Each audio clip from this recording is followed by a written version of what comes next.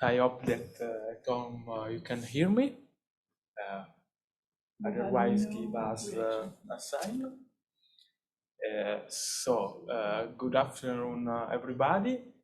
I am Filippo. I am a PhD candidate at the University of Trento in sociology and social research. And yeah, today I would like to present the second empirical paper of my thesis. It's still a work in progress, but yeah, we have some maybe some analysis to present. The title is Status Spillover on Crypto Market for Illegal Gold. Before give some details regarding the theoretical approach that I adopt in this work, I would like share with you some details regarding what crypto markets are. Yeah, crypto market you should imagine like a market such as Amazon or eBay, where you can buy illegal goods such as drugs, weapon, counterfeit document, whatever, and you are going to receive it at home as any other kind of products. Maybe you can ask yourself how this is possible, and how it's possible that there is such a legal market where you can easily buy several stuff. Well, that is possible thanks to several technology, and the main important is the Tor network. Tor is a sort of browser that allows you to navigate without being traced by the law enforcement, and also electronic currency that allow you to regulate the economic exchange without leave trace about the economic exchange. At the beginning was used Bitcoin. Now that are so unstable, most of the platform decide to adopt the Monero, and so they have done the Bitcoin that because it was so expensive. In this picture, you can see an example of offer that you can find in most one of the dark web platform. There are a lot today available in the darknet network. And what's making interesting that there is two kind of payment in this platform. One that is based in trust. Simply, the buyers choose his favorite product, order it, and then send the money to the sellers, and then the sellers send the product to the buyer. In this case, we can sum up with such interaction, such as the trust game, you know, where for the buyer, maybe it's not so rational trust the sellers because they have to give the money in advance. Okay. And then we have another kind of payment that is based in the escrow system that is more similar to a sort of same institution that regulates the exchange. In such case, what's happened? That we have the buyers that choose the product, then send the money to the platform, okay? Then the sellers receive the order and send the product to the buyers. When if the buyer is happy about the transaction, it say to the platform, and the platform release the money to the sellers. If there is some controversial, the platform try to solve it. So we have a sort of trust between two actors, and then we have a trust among three actors. And in such case, for the buyers, we can say that it's more rational trust transaction, because there is a sort of third party that regulates the exchange. But another point is that the platform are really quite stable, so maybe there is the risk that everything is going to lose. Well, what's I think that when we actor operate in the market, there is always free coordination problem that they have to face. the value problem, because we have to establish the quality of the product, the competition problem, who can stay in the marketplace and who not, and the cooperation problem. But for sure, there is some opportunistic actor that can act in the market. So as Akerlof say, there is a problem of distinguish peach from the lemon, how can we establish the quality of the product. If in the legal market, this problem is quite important, but there is some institution that regulate the exchange. In the legal market, the problem arises dramatically. So, on the basis of such theoretical consideration, I developed my first research question: what generates trust the crypto market? And I adopt a theory of action not based on the rational theory, but in a dual process theory. That means that assumes that people have system one that is based on fast think. That means that we use a cognitive shortcut to make decisions, because we cannot negotiate the reality. I cannot all the time use the reasoning to solve the problem. Otherwise we will be stuck in the situation. We will never go to make a decision. But at the same time, we have a sort of slow thinking that is based in the complex reasoning that require effort, require time to evaluate the situation. Yeah, I think that in such market, maybe there is some shortcut, cognitive shortcut, since the buyers have a lot of offers, so there is a lot overload information that has been adopted to make the decision and also to trust the sellers. And if maybe this cognitive shortcut is positive because generate trust, at the same time could generate some problems, such as the operational attachment process, that is a sort of some match effect, where there is a few sellers that maybe gain or made most of the transaction. I hypothesize that the shortcut of the market is the status. And so I developed three hypotheses. The first, that the seller that have high status could generate higher number of transactions.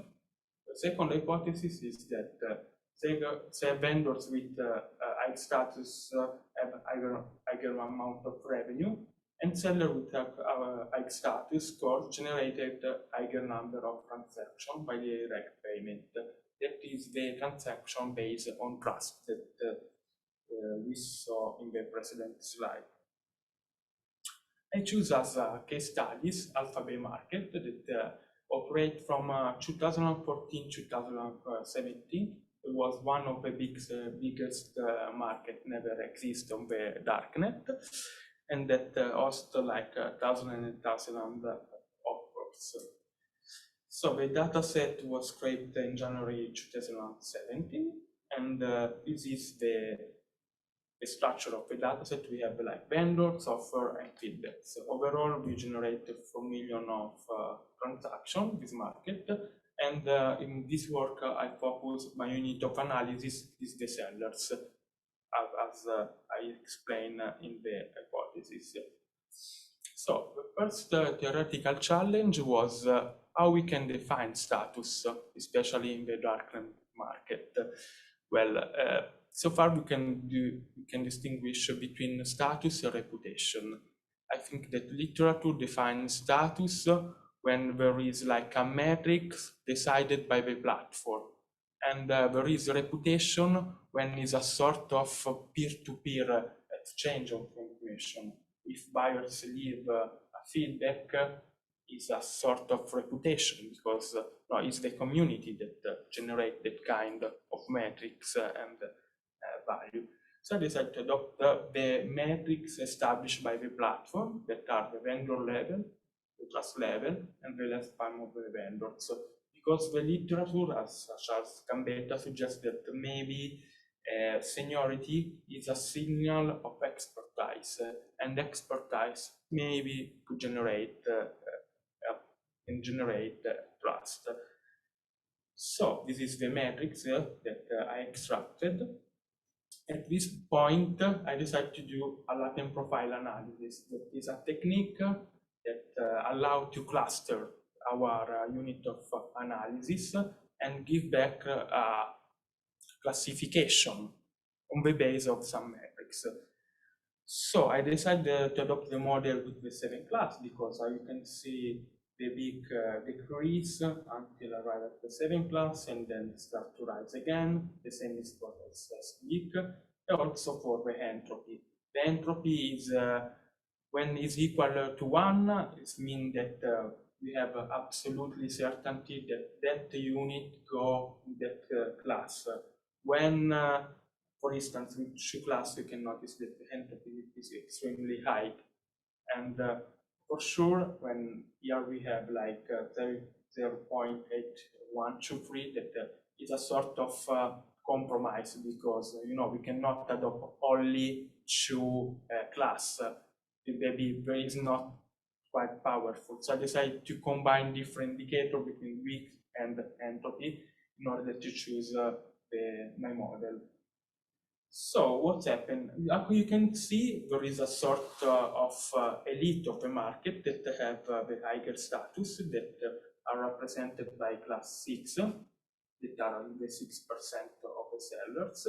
And then we have the class 7 that also have high scoring on metrics, and the class 3. Then we have these class 4 that maybe are the youngest and the underdogs of the market, that have a lower status. So I decided to use this classification as predictor of sales by direct payment and revenue. But before showing the model, I would like to show you some descriptive statistics that to me is really important. They give an important idea how this market works. We can see that this is the plot of our dependent variable, and we can see that there is a power law distribution as theorized by the theory of status. And you can notice also that the revenue and the sales, but especially the sales by the direct payment, is concentrated in the hand of few sellers. But so this result encouraged me to do some more deeply analysis, and I decided to use also a GAMS model. A GAMS model because you can see there is not a Gaussian distribution, a regular distribution, so a normal distribution. So we need to have like a different model in order to analyze such things. And the GAM model is a sort of model that helps us to model the nonlinear relations amongst the variable. And this is the first result of the first model. Here we have the parametric coefficient, that is the coefficient that we have like in the linear regression, and then we have a non-parametric coefficient that mean that when we have and then we can notice from the effective degree of freedom that is equal 8.8, that there is more than a linear relation, but it is something more complex. And also we can see that the p-value is significant. So at this point we can notice that the relation the relation between reputation and sales is not linear, but it's a complex relation. And also you can notice that the class are good predictor of the success of the sellers in the market, as you can notice from the plot and from the table. A class 6, class 7, class 3 are also the category with higher status. Then I do some control in order to develop the research also for the revenue. Even in this case, we have the same effect where we have like a stronger relationship between status, class, and the revenue. The dependent variable has been transformed in logarithmic because it's not regular. And also we can notice that the relation between reputation and revenue is still not regular. We have the same, quite similar result also for the direct sales, where we have a class that operate at the same way, that become a good predictor of direct sales of the direct sales. Also, we can notice that there is not a linear relation between reputation and sales. Even here, we can notice that there is a dramatic increase in the first part, then go down because maybe also because the sellers, when sells more, maybe is more likely that going to have like better feedback. So I will move to the conclusion. What we can say about such preliminary analysis, that for sure the status predict affect the direct payment based on trust revenue, based on trust, but also predict the revenue and the number of sales. So we can say that the status give a sort of advantages to the sellers. Also, we reproduce and avoid the form of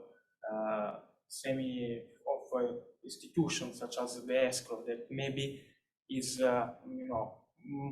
something that is more costly for the seller adopt the escrow because they can open a dispute with the buyers and for sure there is a third party that control the transaction. So at the same time, you can deduce that maybe the buyers in the market have a lot of offers. They have to make a decision, and the status work as a proper shortcut in order to choose the offers and the sellers they prefer. As a consequence, we have like this result where we have short number of sellers that made the most of the economic transaction in the market and most of the sellers. So this is say to us that the context that is regulated by the institution, we have a sort of accumulation of revenue of income on the hand of few individuals. And thank you, Sol. Thank you for your attention. Thank you very much.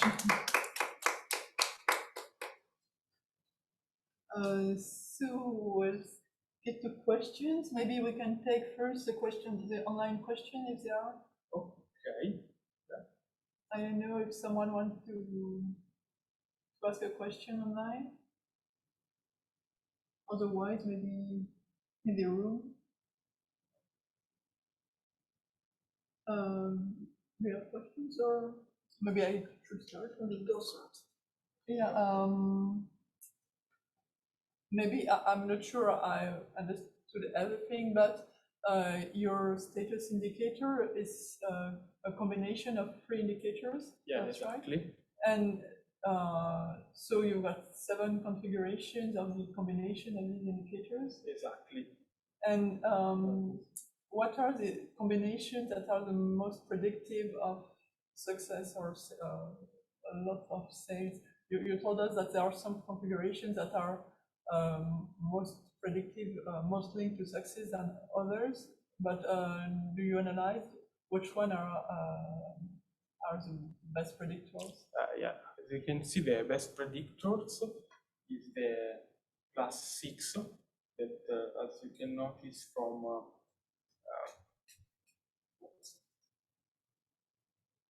this picture, class 6 is the class that have higher value in terms of cross-vendor level and vendor online on date that has been provided by the platform. Okay. And maybe another. As you can see, is the class that have the smallest number of sellers.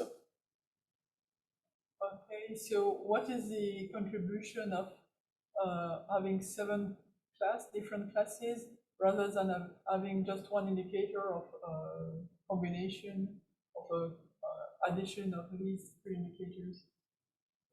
I mean, what is the difference if we have like one class, or if I put or 3 classes with one with positive status, one neutral, or splitted? The advantages for sure that, as you can notice, for sure from a theoretical point of view, is a definition of status and that we give. Also, we think about the buyers that interact in the platform.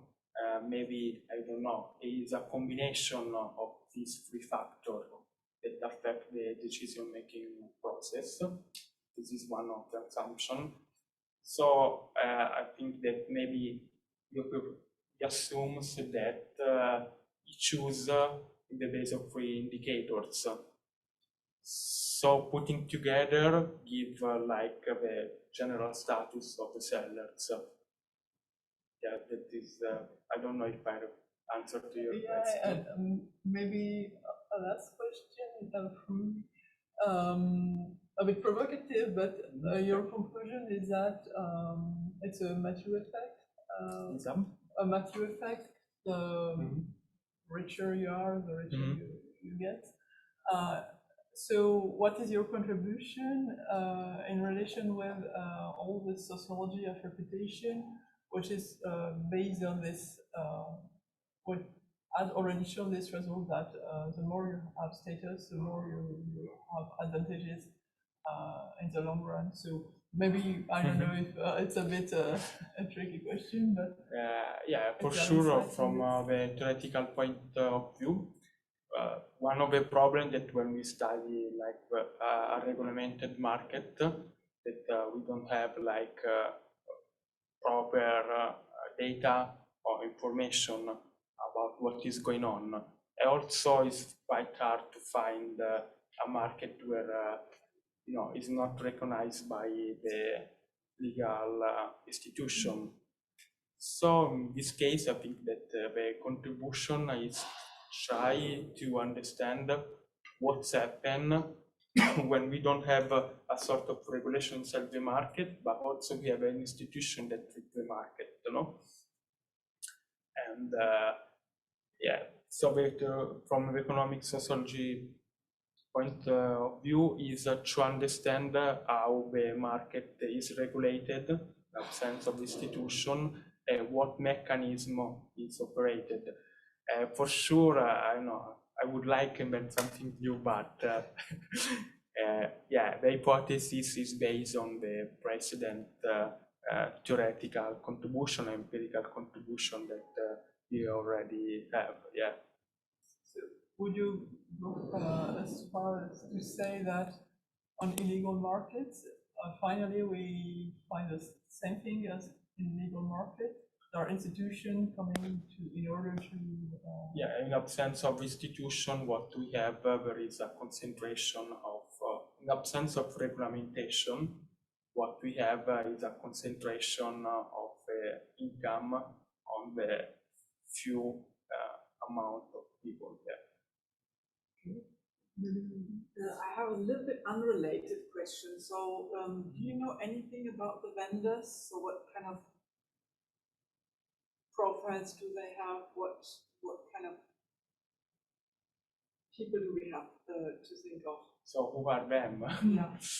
Yeah, that is a good question. I mean, what we know that there is some sellers that make like 100 sales per day. That means that 100 sales per day in a context that is quite complicated make transaction, because you have to hide the your pack. I mean, you have to hide the drugs. It's really complicated sending the drugs around the world. Overall, require a sort of organization. So what we know that there is few sellers that operate in the market that maybe they are not occasionally sellers. They are quite organized, and for sure there is some a few amount of sellers that may maybe only 1 or 2 transactions because it's a sort of social dealing, you know. I have I don't know about like a lot of drugs for my friends, then they don't want to consume all and they try to sell. So, but it's not what's happened regularly. So we have like a small amount of sellers that we know that they make a lot of transactions. So it's not a peer-to-peer market, but it's more a business-to-peer market. And do you know if vendors can be also buyers? If there are people who are on both sides of the market? Sorry? Do you know if there are some people on both sides of the market who are maybe I don't know because they didn't analyze like the juridical document, but maybe yes, because there is some offers that regarding kilograms of cocaine. I mean, if someone buy 1 kilo of cocaine, maybe it's not for personal use, maybe it's going to resell in the street. Yeah, but yes, we have like this B2B, B2Peer, but it's not peer-to-peer. Okay. Okay. Thank you for your attention. Thank you, Filippo. Okay, so I guess I can begin. Hello, everyone, and apologize again. I'm currently in the West Coast in the US, so I calculated the time wrong. I thought the time was as referenced in the East Coast. Sorry for the late again. I'm a PhD student. I'm Tianyao, and a PhD student from Cornell University. Thank you so much for this Zoom option so that I can could have the opportunity to do this presentation and also share this ongoing project with you. This project collaborates my 2 colleagues, Simi and Chen, and the title is Earmarking Emotions, Relational Work in the Chinese Live Streaming Industry. So live streaming has been extremely popular in China in the past few years. Successfully, live streamers get millions of virtual gifts per year on live streaming platforms by chatting with or just entertaining their patrons, a female or male, in an amateur, sexual, or non-sexual way. This picture here is a typical live streaming chat room. In most of the cases, the live streamer just simply sits in front of the camera and chats with her followers, and her patrons are interacting or are interacting with her through the real-time bullet comments here and sending her virtual gifts with absorbing visual effects like this. This one is like a castle in a romantic love story, and it's priced at amazingly $500 for each, for like just 10 seconds, for example. And interestingly, those patrons are not always interested in seeking romantic relationships or any in-person contact with these girls, even though they paid such huge amounts of money. So 2 questions came to our attention. What are those patrons like really paying for? And how do they perceive the value of their preferred live streaming performances? Previous research on the live streaming industry have considered live streaming labor as online sex work, gendered labor, or emotional labor, aspirational labor. Like they emphasize the emotional component or gendered component within this interaction process. But this analysis didn't touch the nature, which is the relational component of this interactive process. We considered live streaming performance and interactions as relational work and pay particular attention to the role of emotions in negotiating the economic interactions and intimate relationships in this live streaming process. Relational work, as coined by Zalizer, is how refers to like how relations are configured through economic activity and how social relationships are managed to accomplish economic exchange. What is noticing in my project or the live streaming industry that I'm investigating is that the patrons or the audience, they participate in the process. They also participate in the process of relationship production. So they know what kind of relationship they want, and they're trying to find this kind of relationship where the live streamer can provide. So they actually consume the relational product. They co-produce or co-perform with the live streamers in the interactive process. So in this case, both live streamers and patrons are doing relational work. This is why I'm using this concept rather than the gender labor or the emotional labor as the previous research. We did interviews and online fieldwork to collect data. First, we did a 1-year online ethnography, and one of our co-researchers did a part-time live streaming for half a year, which enabled us to draw on an insider perspective to understand the live streaming interactions, including initial encounters, work routines in the live streaming rooms, and the subsequent communications to form such emotional connections and intimate relationships. We also interviewed 50 professionals, including 22 live streamers, 22 followers or patrons, and 6 live stream company managers. We have both female and male participants in both the live streamer size and the follower size. We asked live streamers about their experiences and feelings when live streaming and how they navigated to interact with followers. We asked patients about their motivations for gifting and online tipping and how they made such purchasing decisions. We also asked managers about what training they provide for beginning live streamers and what the hidden curriculums are.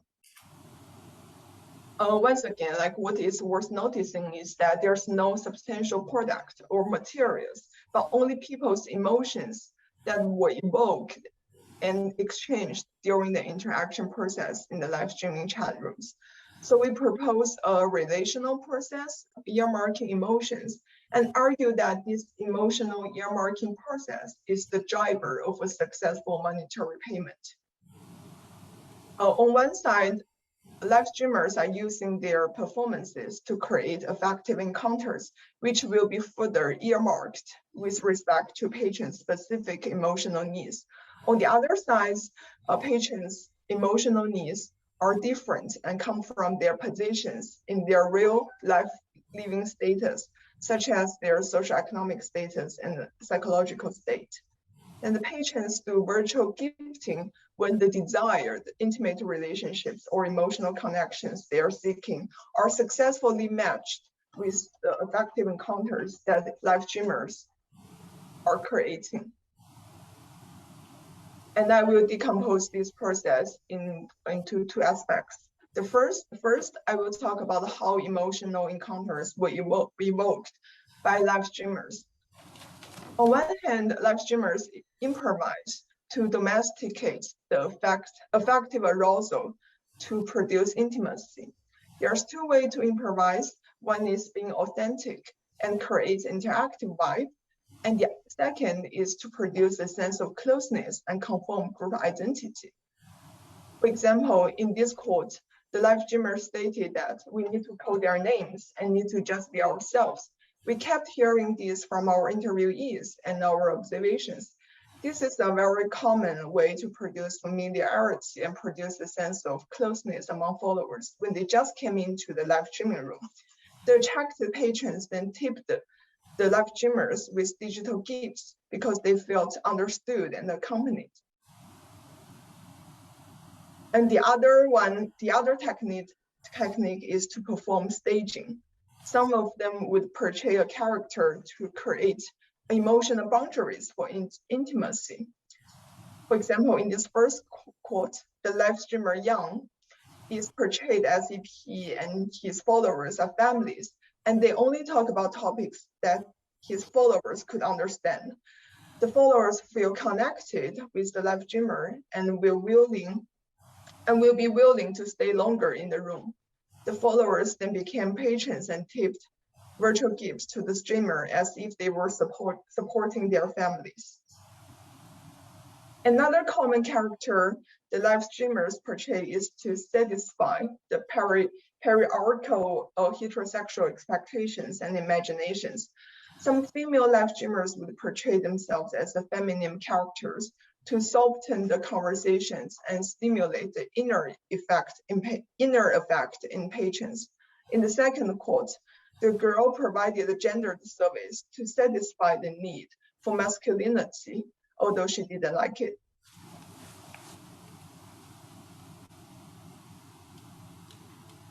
And the other aspect of earmarking emotions is the valuation process that where the patrons are participating. First, we find a direct emotional compensation process that represents the good matches between the direct emotional impulses and virtual gifting. The first one is attention seeking and the identity recognition. In the quote by this first, in this first quote by this person KK, he feels really excited after realizing the fact that he was memorized by the live streamer, which directly triggered his gifting behavior. The identity of being unique in the live streamer's eyes is constructed to make him feel distinguishable from other followers in the chat room. Also, some other patrons, as the one in the second quote, are doing conspicuous consumption to compete with other followers to build a subjective high status within the room. As in the quotes, by simply sending like a $10 gift, for example, the patron was boosted and bragged by other followers in the room. These $10 bought the patron a subjective experiences that he was promoted to a high status in this real-time online community. This can really be happening in the real life where you make such little effort and gain such high reputational rewards. So gifting is considered a very economical way to construct perceived high status, especially if this one is of low SES in their real life. Lastly, there's also a second process from the patrons side, suggesting the good matches between the virtual relationships and subsequent gift rewards. We argue that this process reflects that the patrons are seeking connections due to the loneliness and the thirst of social connectedness in their real lives. They rewarded live streamers by gifting to sustain the sense of friendship and company. For example, according to the observations from the manager of a live streamer in this first quote, the patrons wouldn't pay for a strained relationship. They only pay for a relationship that feel like this relationship can be continued or prolonged in some way. On the other hand, some other patrons solicited girlfriend experiences or sense of romantic relationships or even fantasies and said that they feel obligated to protect the live streamers because they consider they imagine or they portray their preferred live streamers as a young girl living next door or something like this. They feel in that way they feel obligated to protect the live streamer by sending their virtual gifting so that the girl could get what she deserves. As in the quote, this man said, also my girl is not very skillful in seducing men. She's too innocent, so she did not receive much gifts. I think she should have deserved much better, so I need to protect her. So I sent her what I have in my pocket. And then here comes to the conclusion. So we argue that there are three ways of emotional earmarking in the live streaming chat rooms, which can explain the monetary payments. The emotional domestication by live streamers, and the individualized matching process of virtual relationship making, and then the direct emotional compensation. We argue that the patient's emotions are embedded in these economic interactions to differentiate specific social relationships they want to connect and emphasize the role of emotions in negotiating the economic transactions and intimate relationships. And we also hope to uncover the structural element of very personal and intimate relationships through this project. And that's all of my presentation today. Thank you for your listening, and apologize for the late again. Thank you very much. We're going to upload anyway for you. Thank you. Are there questions online? Or maybe we can start in the room here. Do we have some questions? Maybe I can start too. Okay, but you prefer. I've got two questions which are just on your sample methodological question. How did you recruit these persons? I've got some colleagues who tried to work on PAM years and had difficulties in recruiting them. So I would like to know what are your tricks for that. And my second question is about gender. Do you have men in your sample of streamers, or are there only women? And my last question maybe is about the question of emotion. You use the word emotion and not feeling. I don't know exactly. Do you have some reason why you use this term of emotion? And how long do these relationships, I don't know if we can call this type of relation like this, are lasting? Yeah, thank you so much for your questions. Those three are like really important questions, and then I'm surprised I didn't cover in the presentation. So first, the recruiting process.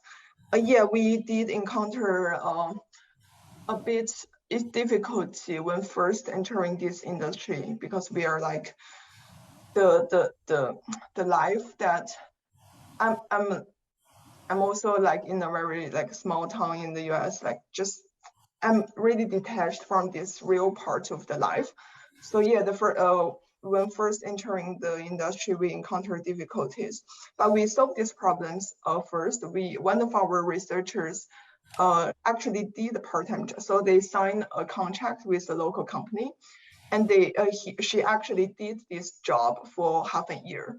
So through her connections, we are able to interview her colleagues and her followers.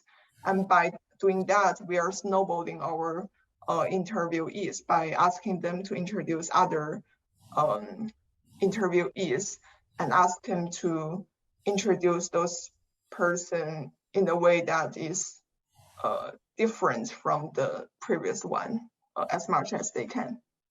So that's one way. And the second way, for the rest of the, like for me, I didn't have any, I didn't have experiences as really as a live streamer, but I sent out a lot of advertisements on these live streaming platforms, and some of them say yes, and some of them rejected. But actually a great percentage of them are very happy to do the research.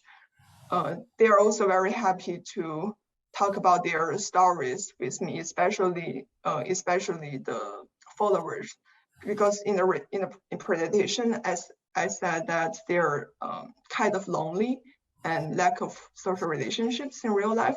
So like by doing their interviews is also kind of one opportunity they can find someone to talk about their lives in their daily routines. So yeah, some of them. So that's how we recruit our sample. And regarding the gender issue, yes, I have been hesitated to. I didn't frame this process as a gender story because we have a significant number of male live streamers and also a significant number of female followers. So I do see the gender relationships or gender dynamics during this process, but I don't think the gender story can explain the process completely. So in addition to the gendered relationships, such as, for example, the platform is pretty much heterosexually dominated. But we also see there's also emotions that people want to seek company or friendships, which is not involved, where the gender component isn't involved. So yeah, that's our motivation to consider the gender for now. And third one is for how long their emotions can last and how long the relationships can last. I think this is a pretty fascinating question. There's part of my argument is that if the relationship cannot last, they just stop paying the monetary. They just stop doing the virtual gifting. So it really varies by individuals. Some of them just do the one-time virtual gifting, but there are also people are like forming a really long-lasting virtual relationships with their preferred live streamer, and you can like if I say that in numbers, it can vary by like 10 minutes, but vary from 10 minutes to 1 to 2 years. Thank you. I have two questions. One is a methodological question. I was wondering, can you hear me? Yes, but just the voice a little bit. Yeah. No, I have two questions. The first one is a methodological question. So I was wondering, how do you analyze your interview if you create a category, or otherwise if you use an inductive approach or deductive approach? And the second one was a curiosity about the process, because you said that, okay, there is a sort of gift economy, no? But I don't know, I was wondering if maybe sometimes become a market kind of relation, any kind of market. I don't know, we know that there is some example that we maybe read in the newspaper regarding the streaming that became then a sort of market interaction among the people. And yeah, so these two questions. Oh, can you sorry, can you paraphrase the second one a little bit, because I get the economic. Yeah. I don't think I get it like this. Yeah, I mean, we know that the streamer perform for free, no? Yeah, but we know that if they perform for money, that is the. Yeah. So thank you. For the first one, the analysis process, yeah, that's quite.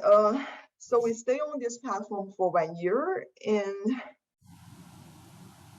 and kind of analysis the interview data for several years.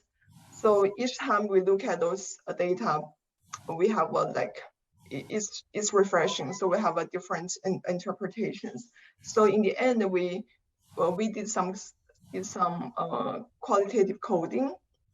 Like we specifically focus on the narrative that is related to relationships, and especially the interplay between the online relationship they're seeking and how they relate to their status in the real life. So that's the narratives that we particularly pay attention to, and by centering around this, we did our analysis. I'm not sure whether this makes sense, or you want to hear more technical coding process. I'm always curious to know how to analyze Yeah. data. Yeah. Also, to me, it's always complex. So. Thank you. Yeah, and also because our initial question of this project is actually just out of curiosity, like why those people are paying money for those performance. Because to me, it's very contentless. There's no real content during the process. I don't know why people can stay on the screen for like such a long time and even pay money out of their pocket. So that's kind of the first question. So we also pay attention to any answers that is around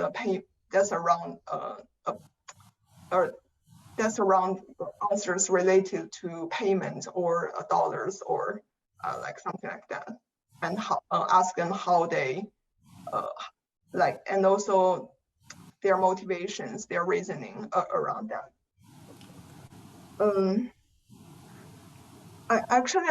I'm not sure I actually get your second question. Are you asking that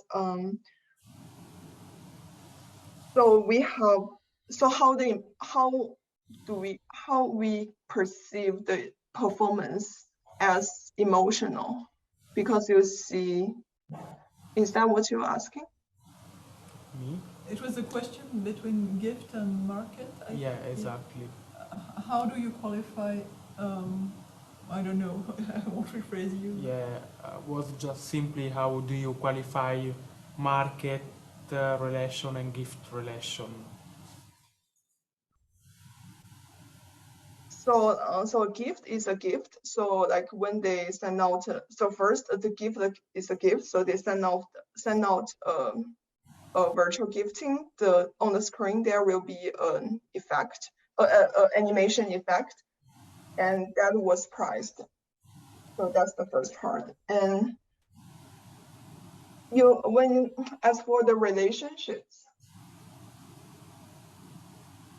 yeah, I think that's a really interesting questions. So I basically ask them like, I basically ask my interviewees like, why do you pay? Why are you tipping? And following their answers, they sometimes will consciously or unconsciously convey the meaning that they are seeking a kind of connections or relationships online. For example, they will say something like, I just put that as a background sound because I'm doing some other stuff. I want someone to stay there so that I don't feel I'm just the only person in this world, like something like that. I feel like this kind of meaning convey the implication that they want a connection. And also I ask them about their the source of their friendship in their real life, and try to connect them whether there's a causal or there's a relationship between an online relationship seeking and a real life seeking. Does this make sense? I'm not sure because I don't. Yes, we have another question here. Yeah, I have some kind of related questions. A very great talk. Thanks a lot. Great paper. Thank you. I was interested in if you could clarify the status of the streamers. So are they? You said they were. Your colleague did this ethnography. in a company, does that mean all are employed, or are they also self-employed streamers? That would be my first question. I mean, yeah, so on the one hand, it's an additional gift.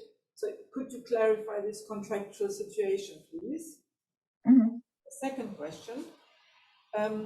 So I have not understood yet clearly, is it sex work or is it not sex work? Is it, and if it's relations that are sold, is it some kind of relational work? Then I have my third question. How do you explain the market for this? So is it a kind of national market? I don't know much about China, so I was just thinking about Japan, where the level of singles is really high. It's very difficult to get into relationships. So is it really becoming a new commodity? Yeah, to have some kind of attention or some kind of relation. Thank you. Thank you so much for those questions. I think they're they're very important. So I will pick I will start with the simplest one. So whether this is sex work or not. So yes, there's like indeed a bunch of girls doing kind of sex work. I wouldn't, because sex work, we have a common understanding of the sex work, but in this platform, the sex component is very nuanced. So it's not the sex work in the sex work industry that we usually imagine. The process is more nuanced and is more gendered. But in my project, I particularly pay attention to the girls. They don't do the sex work, and they are just chatting and interacting with the people in a very so their clothes are on. They do pretty makeups, but they don't attract people in a way, in a very conscious sexual way. So I will say the process is pretty much gendered, as the woman is because she wants the digital payment from the patrons. The woman is pleasing the man in a traditional patriarchal heterosexual way. But in my project, there's no much process about the sex or sexuality. That's the first one, and the third one is about where's the commodity and where's the market? Yeah, I think this is a quite interesting and important question. In my project, I want to argue that there's actually a social structure that motivates the emotional earmarking process, because people's real life social positions determine what kind of emotions they want to seek on these online platforms, and that determines like how much money, how much digital gifts they will pay to those girls, or to those live streamers. So I will, in my personal opinion, I will consider the commodity as I will consider the market as the emotional market, as the emotions gradually become a commodity that the business or the market can sell. So the live streaming industry is not just an exception. There are also other products aligned with this kind of loneliness business, such as the fan economy or the live commerce, or in China, there's also other industrial business that people are actually paying money for other people just to talk to this person. So I think this can, I want to argue that this industry or the demand of this industry can also reflect a structural shift from the society side that people's, the units of people is become more and more small, like the family decomposed, the occupation, the structure of occupation is no longer as before. And the connectedness, the source of connectedness is gradually decaying, and motivates those people to seek any meaningful relationships, any relationship that they think meaningful from these online platforms.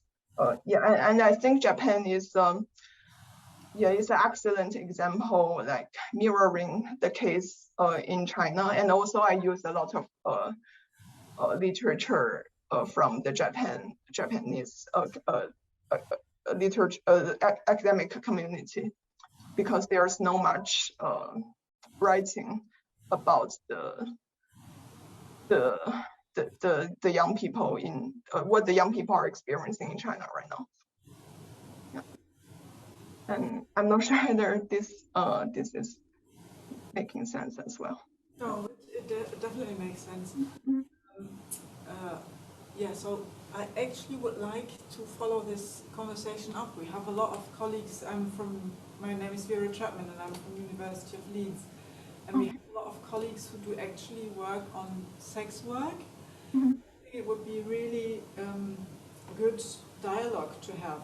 So what happens here? So how does some kind of, let's say, because sex work is also a kind of relational work, so how does that develop, and how does it maybe respond to developments in capitalist societies? So because you're not in the room, we can't exchange cards, but yeah, if you can. Yeah, sure. It's my pleasure. Yeah, what's your email address? Yeah, thank you so much. I will type my email address in the chat room if that works. Otherwise, I could give it to you. You could give it to me. Brilliant. Brilliant. Thank you so much. I'm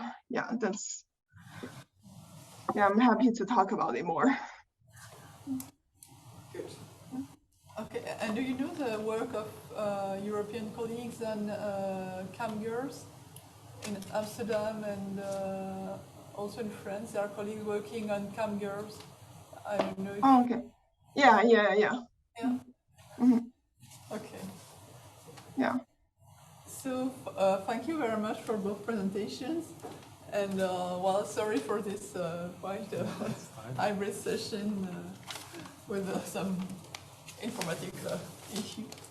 I thought it was really interesting to have your two presentations together, actually. So it's so much that happens in this internet, yeah. So it's just incredible, and so many. It's almost like a space that you don't know, and how big this is, and what happens there, and how it changes social relations. It's just, yeah. It's really fascinating. Yeah, for markets, it's there are new questions with this.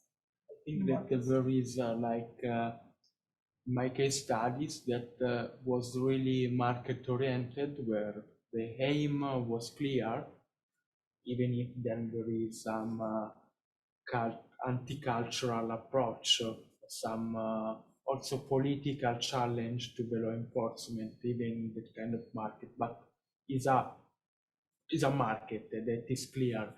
I think that also there is some area that is not so clear, that is a market, that is a gray area where different value, market, reciprocity, and solidarity maybe mix in a different way. No, we know that most other anthropologists describes also the relation not as Polanyi, that where everything is distinguished.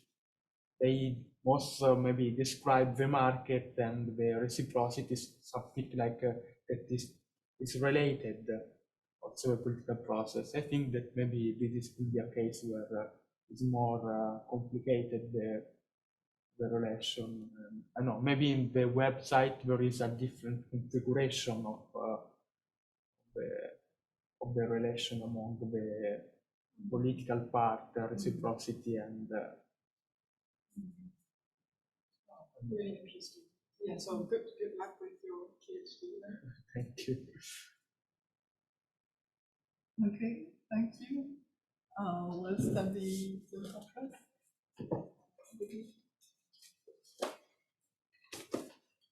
This is the most amazing hybrid room I've seen so far. Wow, it's really cool. Thank you. Thank you so much for having me. Yeah. You.